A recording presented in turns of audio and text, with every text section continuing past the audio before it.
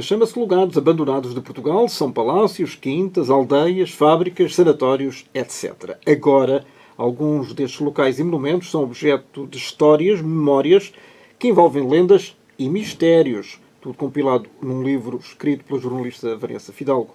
Muito bem-vinda de novo à RDP Internacional, Vanessa. Olá, Germano. Obrigada. Em primeiro lugar, sabemos, por exemplo, quando uma fábrica encerra, ela fica ao abandono. Mas um palácio inteiro? É verdade? É verdade, pode acontecer, sobretudo se for um abandono um bocadinho abrupto ou provisório. O que eu acho que O acontece... provisório ou o definitivo? Exatamente. O que acontece na maioria dos casos é que as pessoas têm ideia de voltar, não é? Mas depois, por variadíssimas contingências, isso acaba por não Económica, acontecer. sobretudo. Económica, sobretudo. E mudanças de vida, portanto, basta que um patriarca venha a falecer para depois toda a conjuntura familiar às vezes se alterar. E essa alteração nem sempre beneficia o património existente, não é? Onde é que está este palácio, concretamente? Estás-me tanto a falar... eu tenho aqui vários palácios, todos eles abandonados. Vamos dar o exemplo de um que seja... Não sei se é visitável. A grande maioria destes palácios não são visitáveis. Não são. Mas, por exemplo, temos aqui a Quinta das Águias, que é aqui bem próximo de nós, aqui em Lisboa, na Rua da Junqueira. Foi é um grande palacete e que está abandonado há muito tempo. Houve ali, portanto, vários anos de espera por um negócio mais vantajoso, não é? Para os proprietários. Que não aconteceu. Que não aconteceu. O que acontece, isso sim é certo, é que durante esse tempo as coisas vão se deteriorando, não é? E fica ali aquela mancha muito feia para uns, muito bonita para outros, porque também há quem se sinta muito atraído por este património que acaba por, ao estar vazio, tem contornos mais misteriosos, não é? Nós temos... E vai alguém habitar, por exemplo, sem-abrigos ou toxicodependentes?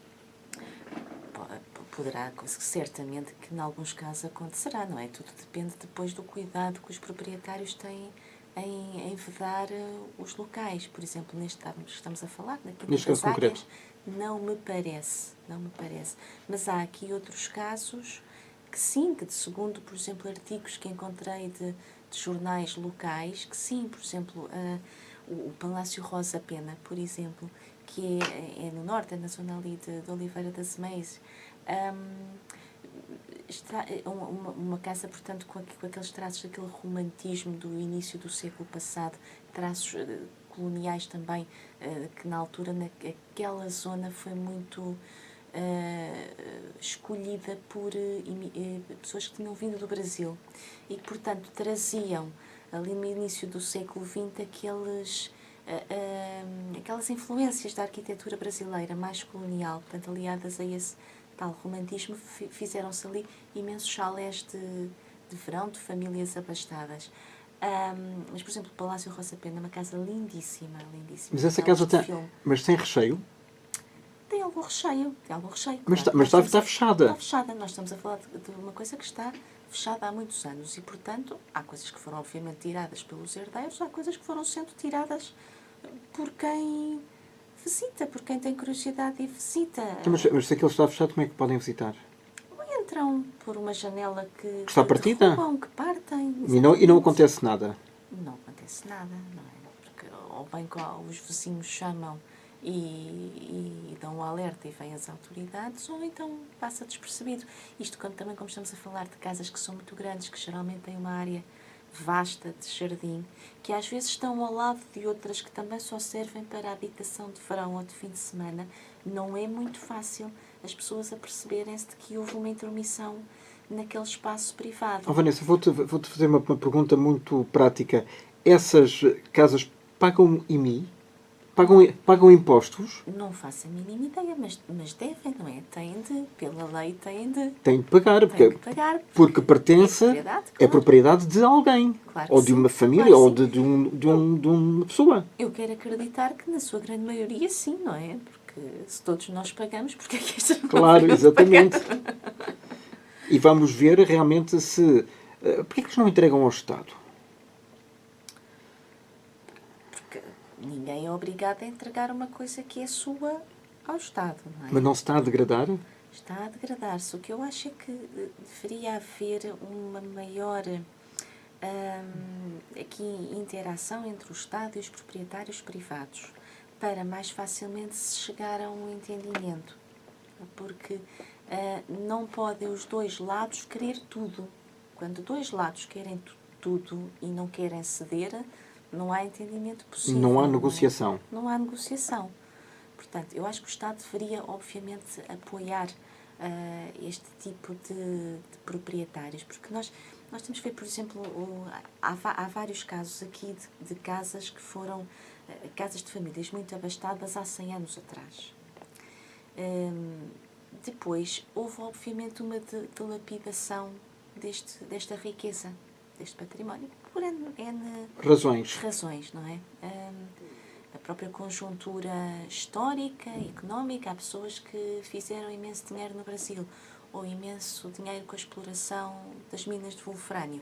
Acabou, foram filões que acabaram, como todos os dias acabam áreas económicas, não é? Com a questão de nós hoje em dia assistimos a isso todos os dias, a tecnologia vai encerrando negócios e áreas de trabalho e de investimento.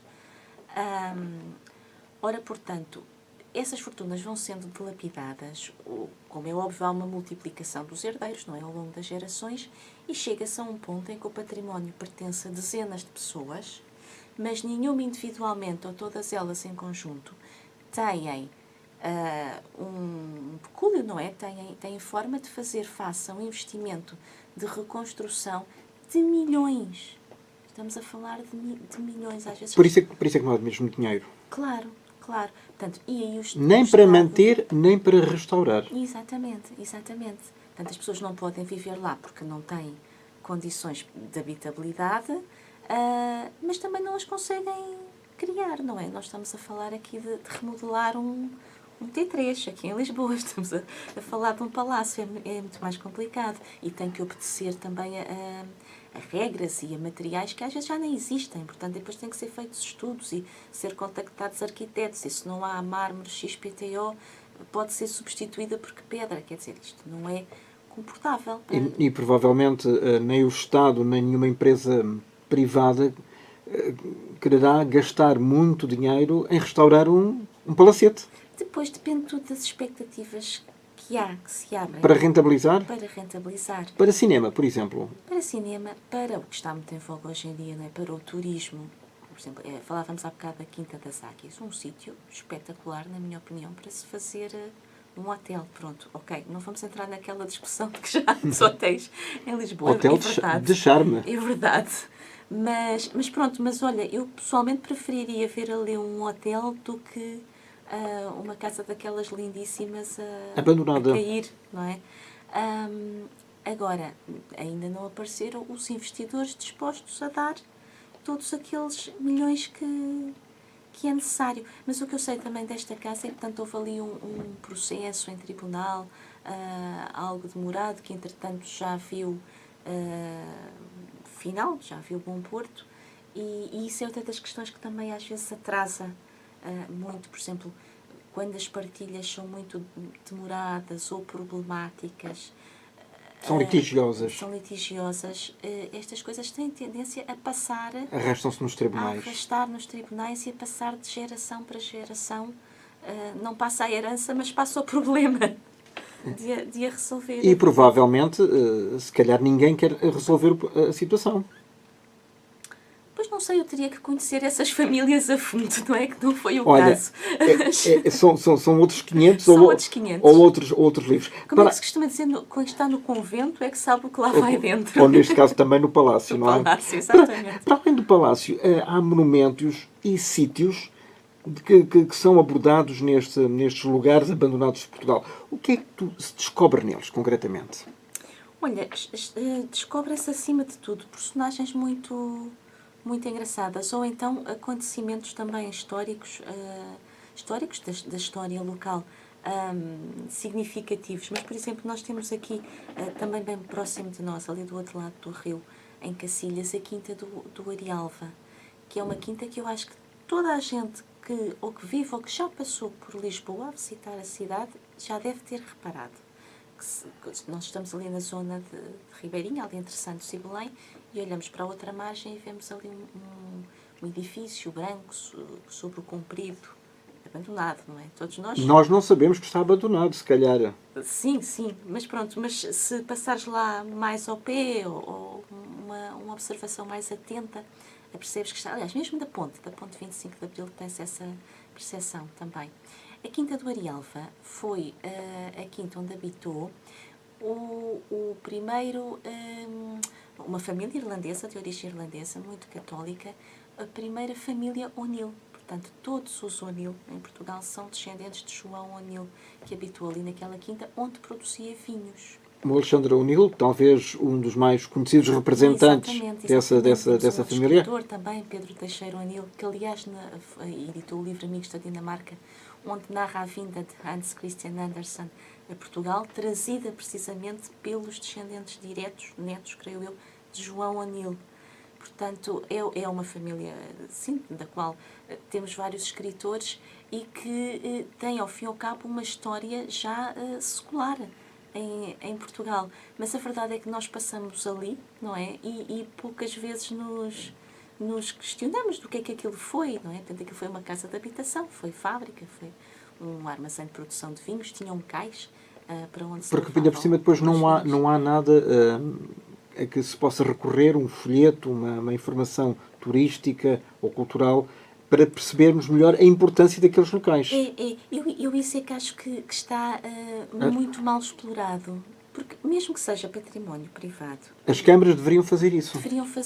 Olha, é uma bela ideia. Para deixar inclusivamente uma maneira de atrair... fazer um roteiro. Exatamente, de atrair os tais investidores ou patrocinadores que poderiam, por exemplo, participar de um esforço de reconstrução.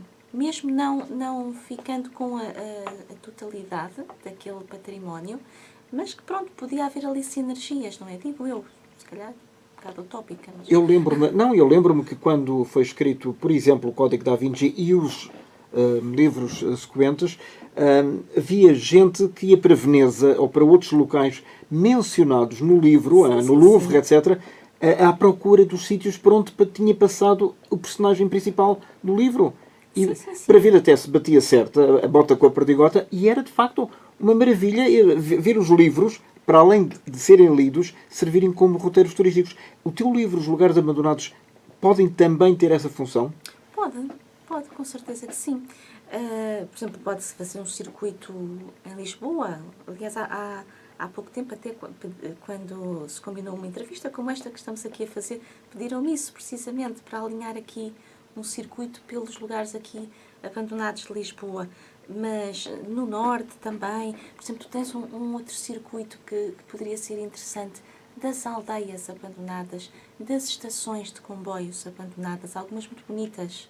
Aliás, há várias fotografias no teu livro sobre isso. Sim. Tens, por exemplo, a estação de Barca d'Alva, onde foi lá feita parte de uma série da RTP, e nessa altura, lá está, com o Diogo Morgado. A estação foi toda... É a estação da minha vida.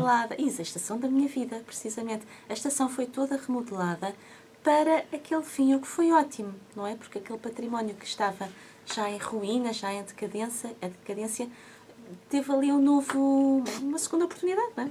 Uma segunda oportunidade de vida. De vida. Claro que depois não houve um seguimento, por exemplo, no caso destas estações de comboio, inserem-se em áreas realmente muito desertificadas.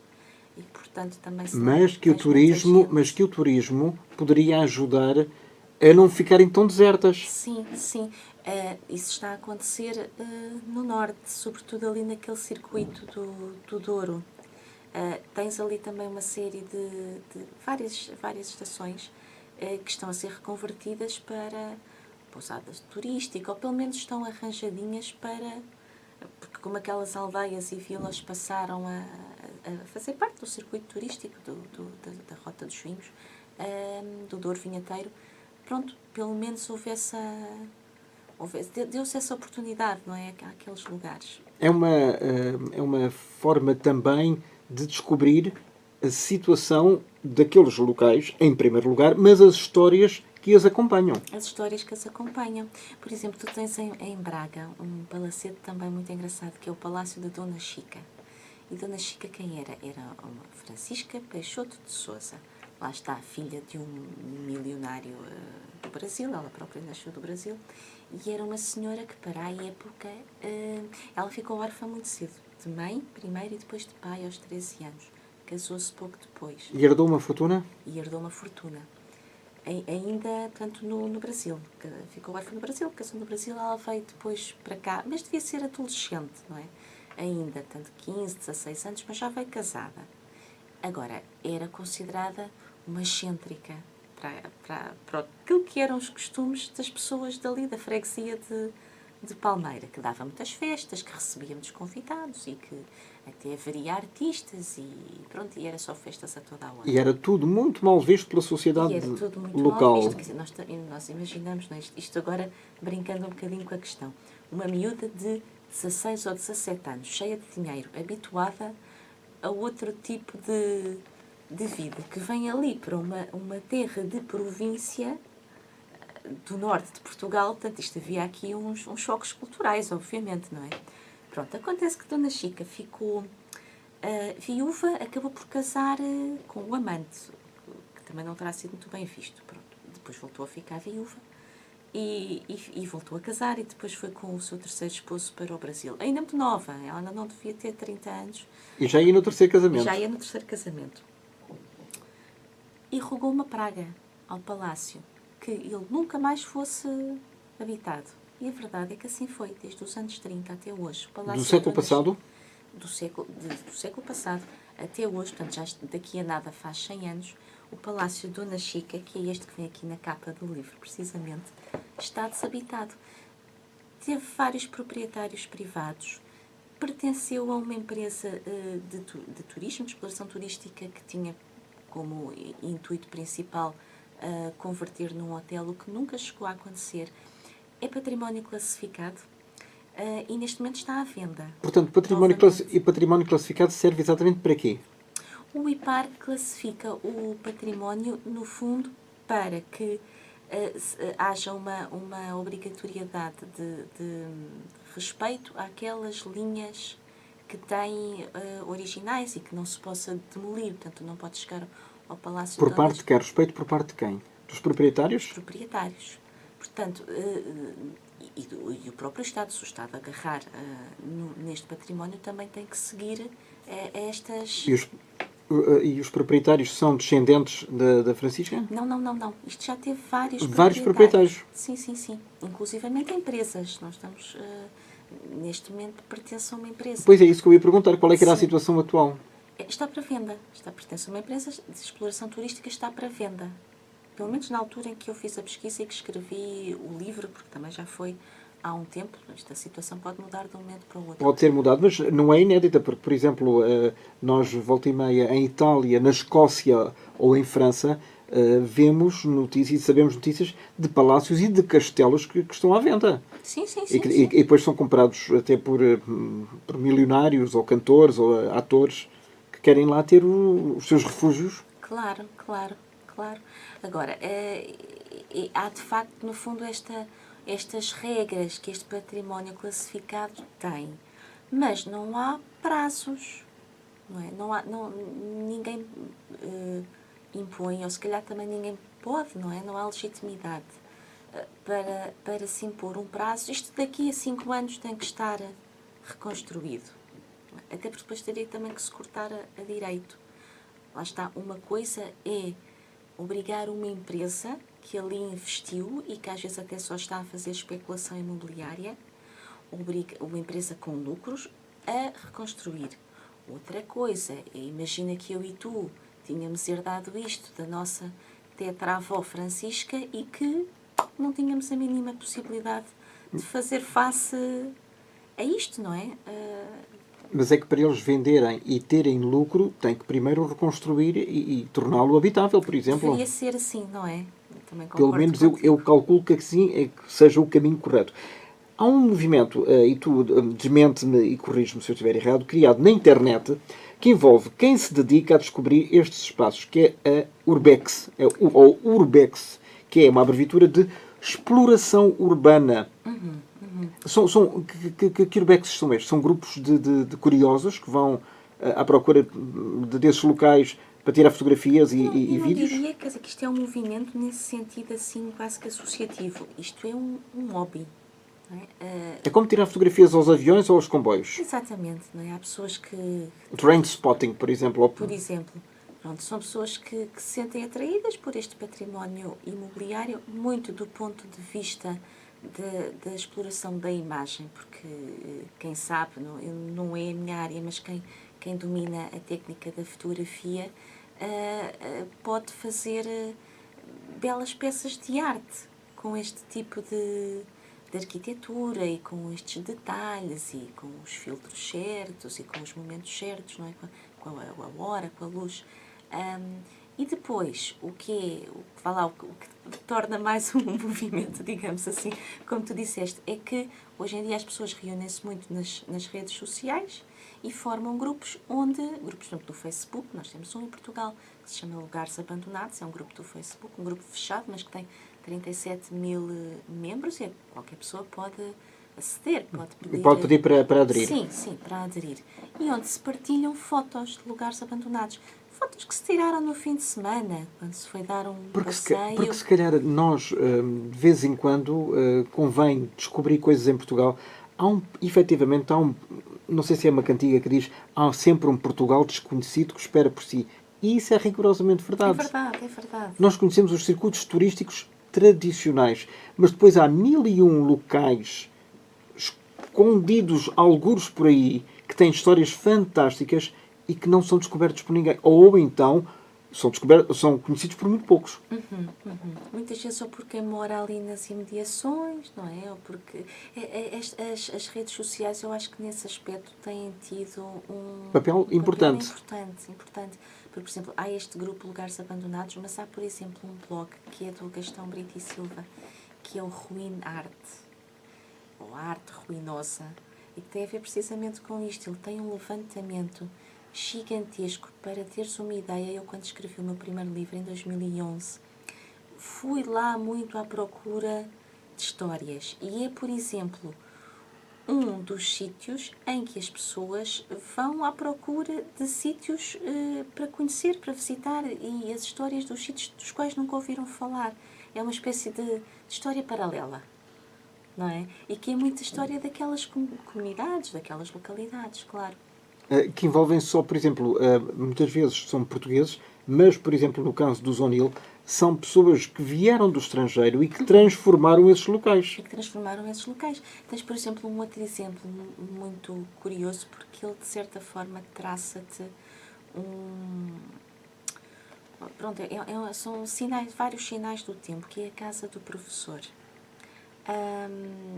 E que a casa do professor primeiro foi habitada por um senhor que estava muito ligado aliás, primeiro foi por um médico, uma pessoa que no início do século passado era conhecida por ser extremamente generosa e que ajudava. Eram tempos, não é, difíceis, complicados, em que a riqueza não estava assim também tão bem distribuída como acontece hoje, ainda mas hoje. De outra forma, se calhar. Ele era uma pessoa que nunca, a qualquer hora da noite, era assim que era conhecida, a qualquer hora da noite, nunca deixava de abrir a porta a quem ele precisasse e muitas vezes sem cobrar qualquer honorário pelos seus serviços. Portanto, era uma pessoa que era quase considerada um santo naquela zona. E também na zona de Santiago de Ribaúl, que não é muito próximo, não é muito longe do Palácio de Rosa Pena, que falámos há bocado. Depois ele faleceu, a casa foi depois habitada por um desses tais empresários da região que estava ligado à exploração mineira, tanto do wolfrânio. E isso temos ali um capítulo da nossa história, não é? Há ali um filão. Não é? E a questão das duas grandes guerras, e que Portugal era um dos grandes fornecedores, mas quer a Alemanha, quer a Grã-Bretanha. Exatamente. Daí a nossa neutralidade. Daí a nossa neutralidade. E daí um certo impulso, não é? Também a nível económico que aquelas regiões conheceram. Aliás, a série recente que a RTP apresentou no seu canal 1, o Vidalco Palace, falava exatamente dessa cena. O Ouro Negro, a febre do Ouro Negro, também com o Diogo Morgado, também falava justamente da história do Wolframio. Exatamente, que foi de uma importância para Portugal muito grande, não é? Com as suas coisas boas e com as suas coisas naturalmente, más. Como em tudo. Como em tudo. Porquê é que as pessoas se sentem atraídas pelo devoluto, pelo que está abandonado? Penso que tem a ver, para já, com o que não é conhecido. Desperta a atenção. Eu posso falar... A descoberta. Eu cresci na linha de Sintra numa altura em que ainda havia muitas quintas, algumas habitadas e outras já não. Portanto, estamos a falar do início dos anos 80.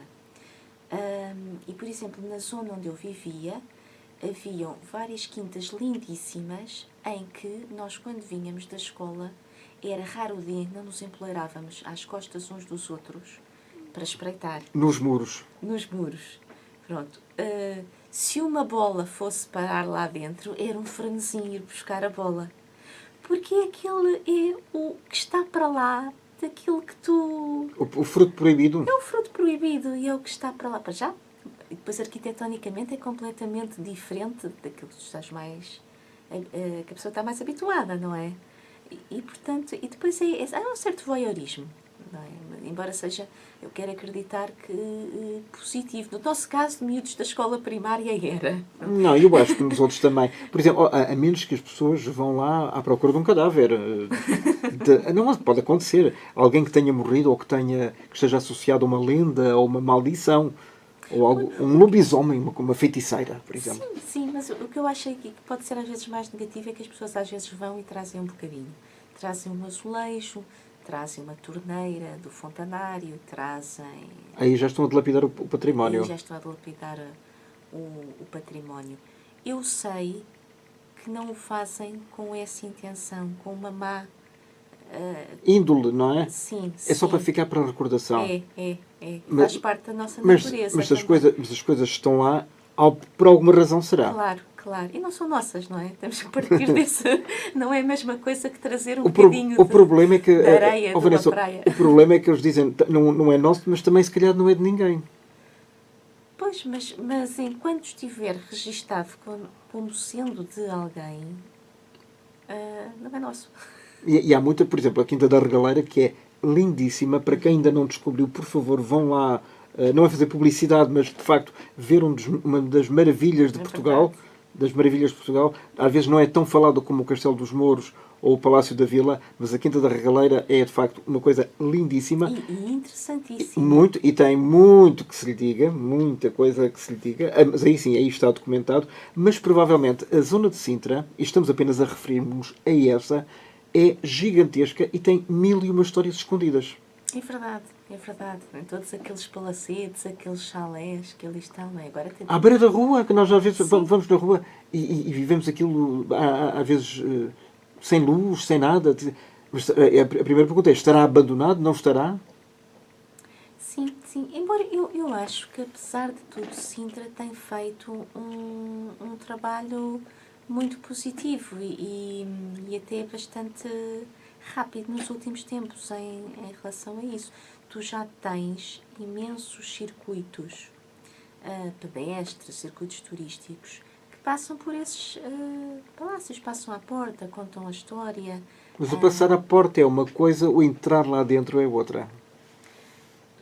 Mas lá está, temos que ver que a grande maioria desse património é privado, não é? Portanto, nós agora temos a Madonna alegadamente proprietária, porque digo alegadamente, também já foi desmentido, não percebemos muito bem, então, afinal, que casa é que ela comprou. Se é a Madonna ou não. Do relógio ou não, se é a Madonna ou não. Agora, como é óbvio, por mais interessante que seja a casa que ela comprar, ela não te vai abrir a porta, tal como tu não abririas... Pois, mas nesse caso é para a habitação própria, pelo menos durante algum tempo.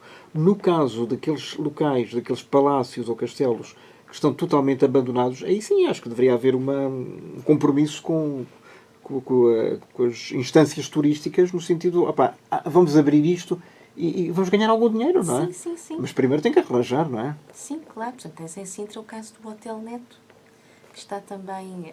Com 2 T's. com 2 T's. Que está também devoluto há muito tempo. A Câmara de Sintra fez um esforço enorme para o reaver e está neste momento nas mãos da Câmara à espera do arranque para a reconstrução. Lá está. Devo dizer que não sei se entretanto não arrancaram já as obras, porque, por exemplo, eu escrevi sobre o Hotel Neto já há 1 ano e tal, portanto, 1 ano e tal pode já alguma coisa ter mudado. Estamos a falar em 2016, por exemplo. Sim. Essa pesquisa, não é? Sim. Pronto, e 2 anos depois as coisas podem já ter alterado. eu não passo lá à porta já há algum tempo. Mas sim, mas é um dos casos em que foi reconhecido o valor daquele património e que a Câmara resolveu pegar naquilo. Mas isso é privado, porque temos outros casos de edifícios públicos, estatais. Não se pensa apenas, por exemplo, estamos a falar de Sintra, mas em Lisboa existem as ruínas da antiga Escola Técnica da Pida. Aquele é um edifício público. Sim. Eu não investiguei. Ou seja, o Estado também não dá o grande exemplo. Não, claro que não. Não costuma-se dizer que o exemplo deve vir de cima. E não é de todo o caso, não é? Eu acho que há uma grande lacuna aqui ainda na lei, quer seja do património privado, estatal, não é? Mais ou menos já todos percebemos isso, não é? Já todos olhamos à nossa volta e vimos, e quando estamos a falar de quantos prédios, agora não porque temos esta grande corrida turística aqui a Lisboa, mas há 10 anos atrás, uma parte muito significativa da cidade, da baixa da cidade, estava abandonada. Mas quem diz Baixa diz Marvila, diz outros, Sim. diz outros locais. Sim. Das fábricas, por exemplo, aí já estamos a falar das fábricas, não é? Das fábricas e dos edifícios, quer dizer, não há muito tempo, metade dos prédios, se calhar, da Avenida da Liberdade não estava habitado. Porquê, não é? Ou quem diz da Avenida da Liberdade diz da Rua Augusta, eu, pelo menos, eu cresci em Lisboa, andei na escola em Lisboa e lembro-me de... Eu lembro da minha mãe dizer, tu não passes por baixo daquele prédio que aquilo pode cair. E era verdade. Não, de vez em quando cai, lá cai um, não é? E de vez em quando lá cai um. Pronto, ela não se referiu ao prédio cair assim por inteiro, mas podia cair uma sacada de uma varanda, uma coisa qualquer. Felizmente a cidade de Lisboa tem beneficiado muito desta atração que tem atualmente sobre os turistas. Não é uma atração pelo oculto, mas é uma atração pelo misterioso. Sim. E estamos a falar não só de locais em cidades ou em vilas, mas em aldeias inteiras. Aí sim, já fruto da desertificação absoluta. Desertificação e de acontecimentos um tanto ou quanto estranhos. Nós temos, por exemplo, a aldeia de Banzarês, que está abandonada também já há várias décadas. Onde é que fica? Fica na zona de Macedo de Cavaleiros, em Banzarês, mas perto de Macedo de Cavaleiros. Penso que haverá apenas uma sobrevivente, ou pelo menos da tragédia que ali houve. Restou apenas uma menina, na altura bebê, com um pouco mais de 3 meses de idade, hoje uma senhora idosa, bastante idosa, que nem sequer gosta muito de falar sobre o assunto. Mas toda a aldeia, e ali viviam mais de 100 pessoas, foi dizimada por uma peste que não se sabe se dizem que naquela altura às vezes transportavam-se mercadorias pelo rio. E terá sido um caixão que veio pelo rio, que terá sido aberto e que dizimou uma doença qualquer. Não se sabe muito bem o que é que terá sido. Se terá sido uma espécie de paludismo, de febre. Mas isso tem alguma base concreta ou é apenas... Tem uma base concreta, não é uma história? Não é uma história. Num espaço de meses, a população inteira da aldeia morreu, vítima de exceto esta menina. Exceto esta menina, cuja madrinha que morava fora, mais para os lados de Vila Real, a foi buscar. Quando soube que toda a família estava doente, foi buscar a menina. E depois criou-a, claro, mas não sobrou viva alma. Ou seja, naquela aldeia. essa doença não se disseminou por outros locais, foi só considerada ali. Não, ficou ali. Não sei se eventualmente em alguma aldeia vizinha alguém não poderá ter adoecido. Agora, nas outras aldeias não dizimou a população desta forma. Ali não restou ninguém. E ainda hoje as casas lá estão. Ou seja, não restou ninguém e nunca mais ninguém foi para lá. E nunca mais ninguém foi para lá, exatamente. Porque aquilo ficou ali com uma carga Negativa. negativa. O que é que se passa em Vila Velha de Ródão? Vila Velha de Ródão, deixa-me consultar É aqui. uma maldição. Porque foi um dos capítulos, nós obviamente estamos aqui para levantar um bocadinho o véu e o apetite por este livro absolutamente fantástico. Recordo, chama-se Lugares Abandonados de Portugal, é assinado pela Vanessa Fidalgo e, de facto, associada às histórias e às memórias, existem também outras situações Exatamente. paralelas, como esta maldição. Esta maldição, isto é um caso lendário, portanto, isto passa-se ali junto às chamadas portas de Vila Velha de Ródão. A lenda diz respeito a uma formação rochosa que está ali, que é uma lenda bastante conhecida naquele local. Isto diria respeito ao rei Wamba e à sua mulher, a sua mulher que se apaixonou por outro nobre. O rei Wamba. Wamba. Portanto, isto seria uma Mas designação... quem era o rei? Que rei era esse? Moro. A Rei Moro. Rei Moro. Nós estamos a falar aqui no princípio, antes da nacionalidade? Sim. E, portanto, ela apaixonou-se por outro nobre, pelo inimigo, portanto, por um cavaleiro católico, e mudou-se para o outro lado do rio. O rei Wamba, como é óbvio, desprezou-a e chorou-lhe morte e quis vingança, e os filhos também. Era assim que tinha que ser naquele tempo. A infiel foi depois atirada por aquelas encarpas rochosas e terá proferido também uma maldição que felizmente não se cumpriu, mas que diria qualquer coisa como: adeus Ródão, cercada de muita murta e terra de muita pé. Não terás mulheres honradas, nem cavalos regalados, nem padres coroados. Portanto, terá sido isto a maldição, que não se deve ter cumprido, certamente, porque haverá, com certeza, muita mulher honrada e muitos padres em Vila Velha de Ródão, mas isto é uma lenda conhecida. Apenas uma das muitas lendas, são 46 histórias no total? São 46 histórias. Pronto, isto só para dizer que antigamente ali naquelas ruínas, aquela formação rochosa, os castelos antigamente aproveitavam as formações graníticas naturais. Portanto, e aquilo teria sido o primeiro castelo, a primeira fortaleza daquela zona que terá pertencido inicialmente aos mouros. E vamos perceber se essas 46 histórias, de uma certa forma, estão interligadas, porque todas elas têm o em comum terem sido abandonadas por várias razões. Ficaram histórias por contar? Ficaram. Portanto, vamos ter aí um segundo livro. Não sei. Eu às vezes não gosto muito de voltar ao mesmo tema. Pelo menos não já... Imediatamente. Não já imediatamente, sim. Estas foram as que eu acho que faziam sentido numa estrutura que também quis ser diversificada. Não quis que fossem só palácios, ou só castelos, ou só lugares com lendas. Pronto, lá está que falo aqui de minas abandonadas, por exemplo, das tais estações de comboio. Estamos a falar de norte a sul do país. Norte a sul. Quis fazer assim um mapa diversificado e abrangente. E selecionei-as por aquilo que me pareceu serem as mais pitorescas, mas obviamente que ficaram muitas outras por contar. Eventualmente, algumas destas histórias poderão ser objeto depois de um documentário, por exemplo, na televisão? Por exemplo, eu tenho feito, de todos os meus livros, tenho feito algumas séries de reportagens especiais. Portanto, quem sabe... Não vai escapar à regra. Não vai escapar à regra. Lugares Eu gostava que não. Lugares abandonados de Portugal são muitos. Palácios, quintas, aldeias, fábricas, sanatórios. Falámos apenas de alguns deles. São histórias, memórias que envolvem lendas e mistérios. Recordo tudo compilado num livro escrito pela jornalista Vanessa Fidalgo, que foi a minha convidada hoje aqui na RDP Internacional. Vanessa, muito obrigado e até à próxima. Obrigada, eu, Germano. Até à próxima.